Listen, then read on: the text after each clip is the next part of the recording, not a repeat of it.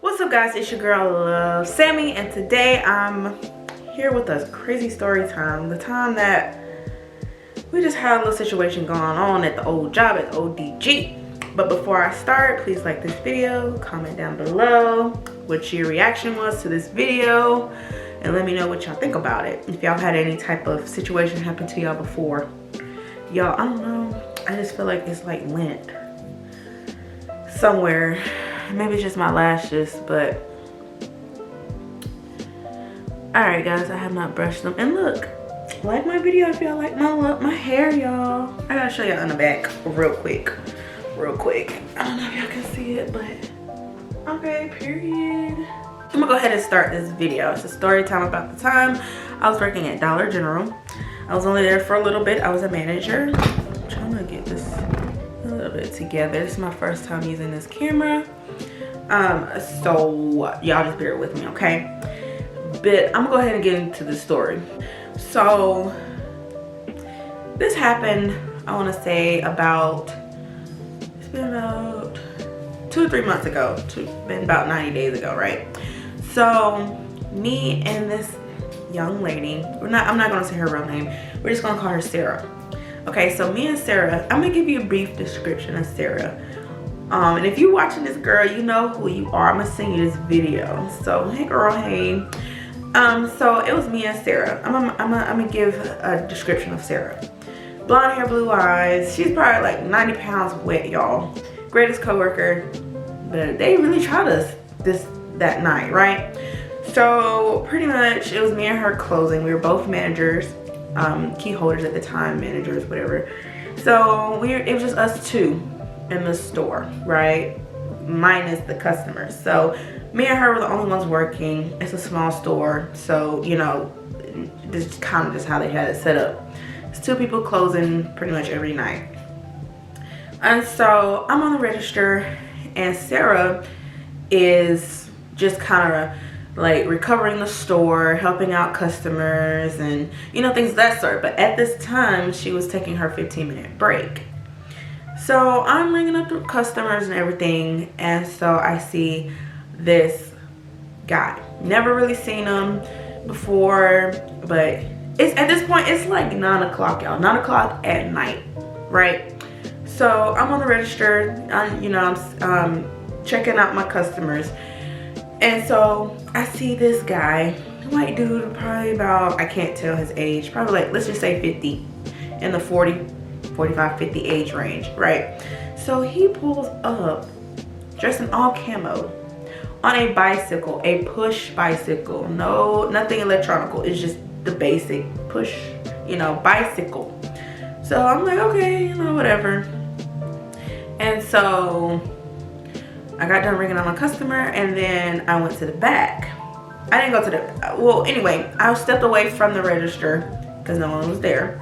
And I was recovering the store as well, trying to get the store closed for the night because I was still in the process of learning how to close the store up. Because that was one of my responsibilities, and open and or close the store, whatever, right? So I'm trying to get the store ready for the next day or just to close. And I see a customer at the register, so I go back up to the register. It was this, he seemed like Dominican, and he was like from New York because he had this strong New York accent, right? He was around my age, probably early 20s, mid 20s at the most. And so I'm bringing him out, and then this guy comes up to me because the way the store is set up, it's like the front door, the registers, the aisles, and then the aisles. Y'all have to see, you know how some Dollar Generals are set up. It's an older store. So the register isn't by the wall, it's literally in the middle at the front. And so the guy, he comes up, and what threw me off is, y'all, he walked up to me. He walked up to me and he was like, hey, can I leave this stuff right here so I can go and get a cart? Okay, everything was cool, but then I looked behind him, y'all. Tell me why this man has, looks like an AR behind his back, strapped to his back with a piece of rope, wrapped up with like some type of clothing, so you can't tell if it's real or not, right? you can just see literally the form from the barrel, the trigger, and then the back piece, right? You can literally, he wrapped it that tight. You can just, it wasn't in a casing, it wasn't concealed per se. It was just holding on by a thread, literally with a piece of rope. Not even like, you know, literally like this big. It just wrapped, like just strapped to him. And so I'm like, okay, sure. Because if y'all know me, I'm not, you know, I'm not extra. I don't like drama. I don't like none of that stuff, right? So I'm like, okay. And we stay, I'm in Georgia. For everybody who don't know me for real, I stay in Georgia. We down south. So a lot of the gun laws are a little bit different. But we'll get into that later, right? So I'm like, yeah, sure. And so the guy I was ringing out, or, you know, ringing his stuff up, he was like, hey, yo, like, you can hide it in here? I was like, I don't know. I mean, it's Georgia. I guess we can, you know, do that. Things, you know, they don't care over here, obviously. And so I was like, well, I don't know, I'm not sure. I mean, I guess. He said, all right, well, you know, he left out or whatever. And then by that time, the guy comes back in with a shopping cart. Pause. 1 + 1 ain't making 2. It's not making no type of sense. 1 + 1 is not equaling 2. So remember when I told y'all before, he came in on a bicycle. Mind you, he had no type of storage. Maybe a basket in the front, if that. Like Red Robin Hood, you know how she had a little basket in the front? I think he had that because it's been over like 2 or 3 months ago. So I think he might have had a little basket in the front or in the back, but why are you getting a shopping cart if you're on a bicycle? I understand you have a little car, a little truck, or even like a little side-by-side or something like that. Yeah, of course. Okay, cool. But you're on a bicycle. There's only so much that you can carry on yourself and on the bike. So why are you trying to get a bicycle? I mean, why are you trying to get a shopping cart? Like a regular sized shopping cart. Okay, so that's what kind of raised a red flag for me. Comment down below, red flag, if you're still here. Red flag, right? So the red flag, I'm like, I don't know about this, because I'm very smart. I couldn't put like 2 and 2 together, right? So I tell Miss Sarah in the back, she in the back, taking her little break, eating her little food real quick, right? And so I'm like, hey girl, at this point we was getting to know each other, we was getting associated with each other, right? And I'm like, girl, this is guy out here, all camo. And what another thing, he seemed a little off. Like, I'm no psychiatrist, I'm no doctor, none of that, but you can just kind of tell when somebody's a little off, right? Because he was a little off in the head. I'm not saying like whatever, right? He seemed a little mentally off to me. And so I'm like, those two don't mix. Like, if you're a little off and then you carry a gun bigger than you on the shirt, like, you can just tell he was off. And I was like, girl, this is guy right here, he seemed a little off, and he is literally carrying a gun like the size of an AR. She's like, what? So she got up, and then, you know how you be trying to like be slick. Y'all know, y'all ever work in retail or like a big area, that you be trying to like be like, oh, you know, that's what I was telling her. I was like, don't make it look so obvious, but you guys on such and such aisle, we both walked together acting like, you know, we were just blending in, because at this point we didn't have no type of uniform or nothing, so we just literally blend in like we were just regular customers. He already saw me, but I don't think he saw Sarah. And so we just, you know, we walked by casually, and then she sees me. She's like, what? And so I'm like, yeah. She's like, what? I'm like, girl, like, what are we gonna do? And so she called the store manager, right? And so guess what the store manager tell us? Keep an eye out on him. Mind you, she was not there. She was probably in the privacy of her own home. And she telling us, I'm 23. I don't know how old Sarah is, but she's a little bit younger than me. So you literally, and I was I 22? I was still 23 at that time. I just turned 23, and I have someone in here that's younger than me, smaller than me. We cannot defend ourselves, right? And so you're telling us, we're about to close this store. It's like, it's going on 9:30 at this point. This guy is just around the store. The store is only so big.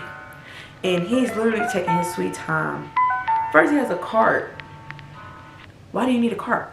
Like, you can only buy so much on the bicycle. Like, you know you gotta get back on this bicycle. You can't buy $100 worth of groceries or whatever, you know?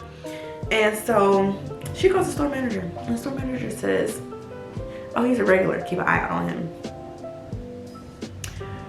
Okay, so this is the person who's not here with this person in the same room, right? Okay, so I'm like, I didn't hear the situation. Sarah told me what the store manager said. At this point, I'm like, huh? And so y'all know me, I call Bay and stuff. I'm letting him know, like, hey, there's a guy in here and he seemed a little off and he has an AR on him. I don't know if it's a BB gun. I can't see the tip. I can't see nothing. I can just see it wrapped around. I can just see the form of it. And he was like, oh, well, you need to call that in, like, just to make sure and things of that sort. But us listening to the store manager and things of that sort, we was like, okay, well, we'll just keep an eye out on him, right? So, okay, right. So time go by, maybe like 5-10 minutes later, he comes up to the front. I tell Sarah, I'm trying not to say her name. I tell Sarah to come by me because, you know, I don't know him. I don't know him. He might be regular. That's cool and all, whatever. But look, So I tell her, she comes like kind of beside me and stuff. I'm ringing dude out. And y'all, this is the crazy part. As I'm ringing him up, not this part, I'm gonna tell y'all this one little piece of nugget, right? He's complaining about 20, I think it was like $23 worth of things. He's got canned goods. Y'all know canned goods are like 50 cents to $1 a piece. So he has canned goods. He tries to buy three different types of cigarettes. Things like that. And it's just like he has this stuff in his cart. Mind you, I've been observing him. He's been putting stuff back, getting stuff, putting it back. It's like he's trying to buy time. Why are you trying to buy time? Mind you, the store closed at 10 o'clock. It's 9:30. It's about 9:30 at this point, right? So he's holding up my line talking about oh, that don't seem right. Why is this $23? Dude, you literally have things that cost $1. You have almost 20 items and you're complaining about $23. I know the struggle, you know, and you want to make sure everything is correct. It don't matter if it's 5 cents or $5 or $50 or $500, right? But at the same time, it's like, honey, at this point, it's like, why? So he's starting to get a little agitated. I'm like, sir, you need to calm down because you literally still have this thing wrapped around you and I don't know what type of time you on. But you know, I'm not like that. I just don't say nothing. I'm very calm, professional, cordial, things of that sort. But then Sarah stepped in. She's like, no, this is correct. He's talking about trying to avoid the whole transaction. No, like everything's correct. And she literally went down the line of the row of the items and, you know, explained, okay, right. So before he leaves, he's talking about oh, it's just you guys, it's just you two girls closing the night. What? Why do you care? Why?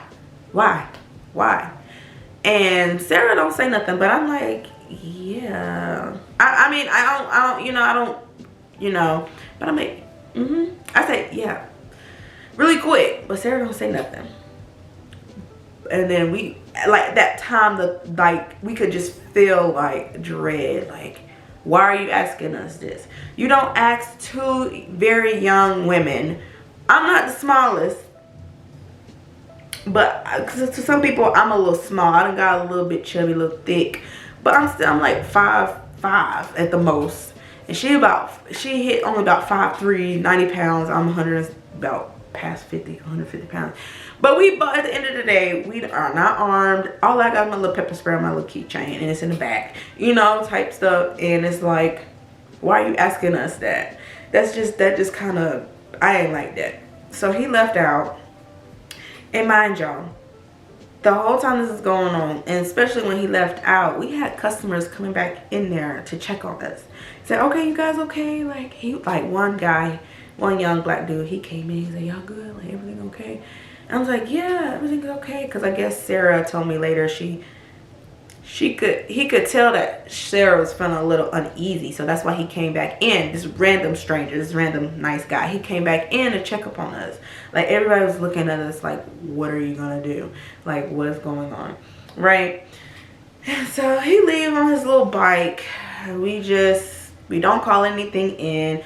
We tell the manager, you know, she says pretty much, F it, right?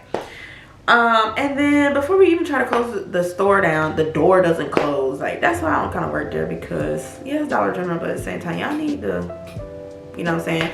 So another random customer had to get a hammer from the back. Well, Sarah got a hammer from the back and gave him a hammer to literally bang in this metal frame of the door, the top of the door and on the side. He is really trying to get in here.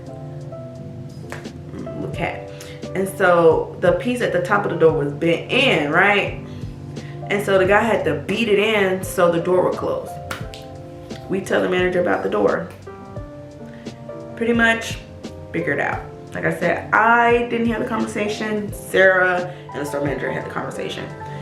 And so I'm like, Sam, what'd she say? She said pretty much figure it out. Now, mind you, if the nice customer would have hurt himself, or we would have hurt ourselves, because Sam tried to do it at first. And imagine if Sam hurt herself or a customer hurt themselves, shattered or damaged the door, you know, things that then it'll be our fault, right? Which I just don't like that location, because it's a lot of stuff that needs to be done. But I'm gonna tell you, I'll talk to corporate too. Anyway, we gonna talk about that later, right? So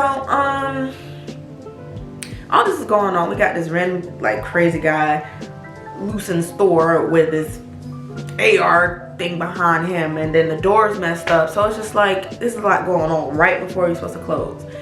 So yeah, and so we end up getting the door fixed, things of that sort. We close down the store. It's 10 o'clock. At this point, we do our closing procedures, right? And so tell me why me and Sarah are on the way to the back, to the office. We literally have the tills of hundreds of dollars in our hands. And at the Dollar General location that I was at, the front doors, it's double-sided doors, they're glass, they're see-through. We put things in front of the door, but at that time, it was like a minute till we close it. We still end up locking the doors. We just didn't put the things in front of the door, right? So tell me why we see Buddy on his little bicycle with the little flashlight head thingy that you can put on. Girl, tell me why he ride by his little bicycle with the gun still on him, riding by the front of the store in the parking lot. So mind y'all, I'm the store, right? Y'all are fake. Y'all are the store. Like, I'm the store, right? So let me make sure. On the left of me is nothing. Everything is fenced in. The whole property is fenced in the back. So you can't get to the backyard, you know, to the back of the store. And then in the parking lot, there's nothing over there but trees and fenced in. That's like fenced in. Because usually a lot of Dollar Generals are standalones. And then to the right side, there's nothing over there. There's nothing. He came from the right side where the car wash and everything is. He goes into the parking lot, across the front of the store, over there by the trees. Like, nothing's over there. You can literally, you can't, there's nothing over there, literally, but probably acres of trees, right? So why is he coming from where all the stores are to over here? So at this point, Sarah's like, you know what, F this, I'm calling this in because I don't have time for this, right? And I'm like, yeah, because this is really freaky. Mind you, I just became a manager, and Sarah, she was a manager there before, but it's been years, and it doesn't matter, but it's just like, you have two very young females in there, and in the store by themselves. Like, this is so not safe. At night, it'd be sometimes a morning shift, but at night, y'all, ain't nothing else, ain't no other stores open, maybe that little gas station, but everything's dead. Everything's dead. Nothing's there. Nothing's open. And so we like, so we call it in. We trying to count the registers down and stuff like that. I'm in charge of closing for the night, so I'm trying to make sure the registers and all of the procedures are taken care of and done. So meanwhile, Sarah is on the phone with the operator, 911 operator. And so she's trying to even the operator said y'all should have called this in earlier. So they get we had 2 units come out. They came out pretty quick. One of the cops came up to the door and was like, someone was like, are you guys okay? Do you want to sleep? No, y'all gonna stay here until we leave. At this point, we closed at 10. At this point, it was like 9:30. They were already there and things of that sort. And I'm like, no, y'all gonna stay. Like, why would we call y'all just for y'all to come and then go? No, y'all, we need an escort. Whew, that's the county for you. Anyway, so we end up closing up the store, close the store down, and we leave out 2 nice little chocolate police officers. They was out there, and they was chopping up things of that sort, right? And so we just proceed to leave and go home, right? And so when I get home, yes, I call corporate, and they're pretty much open 24/7 or whatever the case is. I call the call center, and I told them exactly what I just told y'all, like in a quick, type of quick crash course type thing. She's like, okay, well, this and that, this and that. And so a couple weeks later, the district manager calls me, and he was like, yeah, I heard that you called in corporate and things of that sort. And I broke down the story to him, and he was like, okay. And really all he had to say was about the door. He was like, well, of course, he was like, if y'all ever feel uncomfortable, make sure, just call it in and get an escort. Okay. And then he goes say something about the door. He was like, okay, well, about the door. He was very nice, very, very, very, very, very nice guy. He's very nice. I met him one time, my whole time there. I only worked there for like 2 months, maybe. And so he was like, okay, with the door, just make sure with the customers, try not to get the customers involved with things regarding, the property or, supply, stuff like that, right? Because if they get hurt, or, they'll try to say, oh, well, I did the service for you, now you need to reimburse me. I'm like, no, it's just literally tapping in the, but I get it from a professional standpoint and a legal standpoint. I understand that. But at the same time, the door is not fixed. What do y'all want us to do? Just leave the door? Like, literally, like, you know how a door be messed up and you literally can't close it? If the frame is bent, you cannot close the door. It's not rocket science. So I'm not finna go up there, because I probably would have broke something. Sam could have hurt herself. This customer could have hurt, you know what I'm saying? So it's just like, he didn't get on to us. I didn't get in trouble or nothing, but it's just like, you're trying to tell me about your store that you need to have together, but you're trying to tell me the protocols of if the door wasn't messed up, if y'all took out the time to get a repairman and come out or replace the door and get it fixed, it wouldn't be an issue, because that's the last thing I need. Oh, well, the door wasn't locked or whatever the case is, and then the store gets robbed, or whatever the case is, then it's gonna be on us. No, that's not fair. Y'all know the door been messed up. District manager came in a couple weeks prior to the situation, so he know how that door is. So I no longer work there for obvious reasons. It's just unsafe. Every time I tell the story to people, they are like, girl, do you work there? Like, quit. Like, quit. Like, yeah, because that was just too much. Like, but I don't know who that guy was to this day. I guess he's still coming there, but one of the other managers was talking about something. Oh yeah, he come here from time to time. I tell him to leave it outside. It's a little BB gun. I don't care. You're not supposed to do that. People get shot over having a play gun or having like something that resembles a gun on them.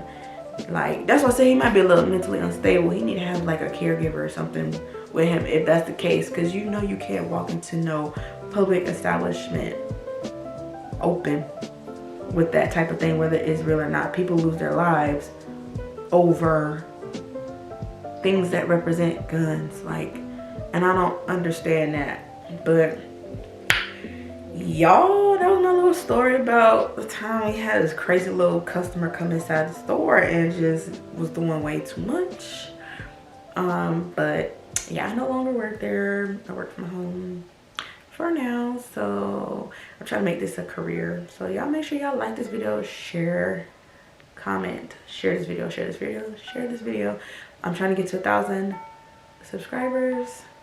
So yeah, I'm almost there. We got like 300 something subscribers,